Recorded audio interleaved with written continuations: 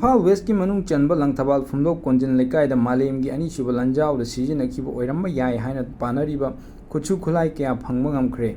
खुचु खुलाई सिंग अदु गवर्नमेंट की प्रोजेक्ट अमगी नमक पिलर युंगनबा लेबाक तोकथोकपदा थेंगनारकपनि हाइरि मफम मदुदा आर्कियोलॉजिकल डिपार्टमेंट की ऑफिशियल सिंग लाक्तुना येंगसिनबगा लोइनना मफम मदु मी चंगबा यादनबा सिल तौसलगा थमख्रे लोइनना करी करी तौबा याबगे हाइबदु डिपार्टमेंट असिना एक्सपर्ट का लोइनना थबक पाइखतलगनि हाइरि लेकाय अदुदा लेबा